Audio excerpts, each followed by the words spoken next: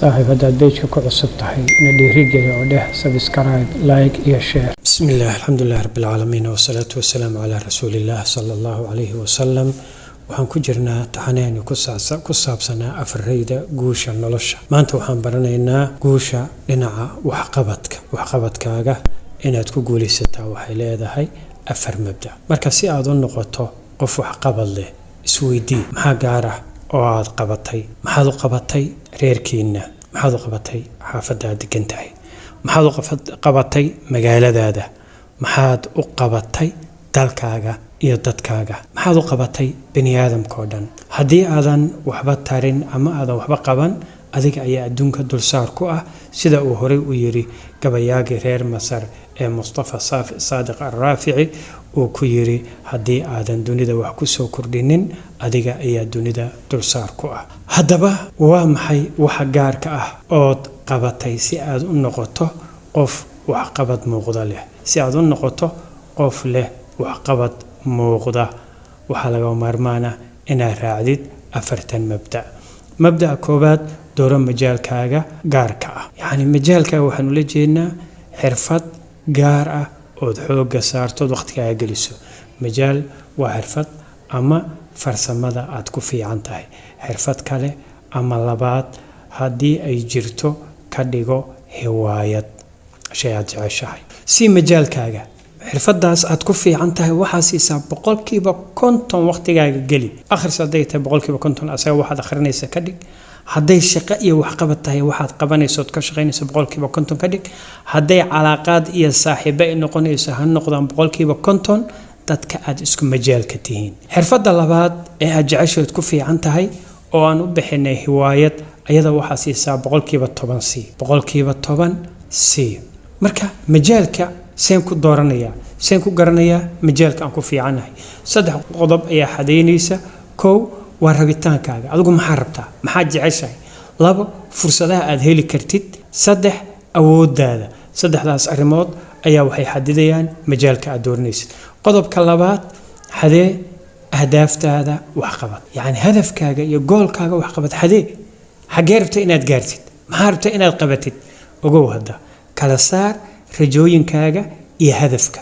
Rajada iyo naftu waxay jeceshahay iyo hadafka farqi baa u dhaxeeya. Hadaf waa shaqo go'an oo leh waqti go'an iyo qorshe cad si loo gaaro.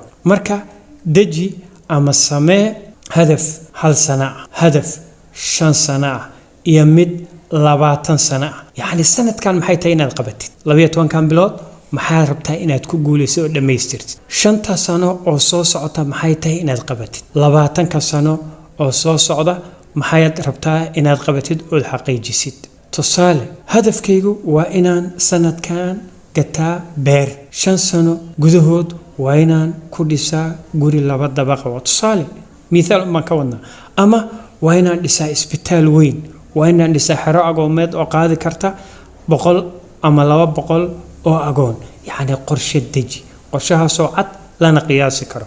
Qodobka saddexaad, deji qorshihii aad ku gaari lahayd hadafkaas. Hadafkii waa sheegtay, usaan yoolkaygu waa halkaasaan rabaa inaan gaaro. Okay, wadadaad u maraysaa waa xagee? Deji qorshihii ku gaarsiin lahaa goolkaaga. Samee qorshe aad ku gaari lahayd hadafkaaga. Diyaari wax walba oo kuu sahlaya gaaridda hadafkaaga. Qorshe la'aan waxba kuma suuragelayaan. Waa inaad la timaadaa qorshe adag iyo dadaal dheeraad ah si aad u gaarto hadafkaaga.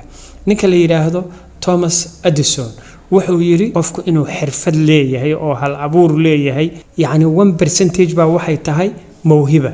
99 kale waxa weeyaan shaqo iyo dadaal baa lagu gaari karaa. Marka dadaal la imo. Qodobka afraad, samee isku day joogto ah. Hadafkii baan xadiday, qorshihii aan ku gaari lahaa baan dejiyay. Bani aadam baa tahay adoo intaba diyaariyay ayaad guul dareysan kartaa. Sidaa daraadeed samee isku day joogto ah. Go'aan adag iyo isku day joogto ah ayaad ku gaari kartaa hadafkaaga iyo adiga oon dhegta u dhigin kuwa ku niyad jebinaya. Nin madow ah oo Mareykanka u dhashay, ku noolaa xaafadaha dadka liita ay ku nool yihiin oo maaragtay baaba ah, ayaa wuxuu noqday milyaneer.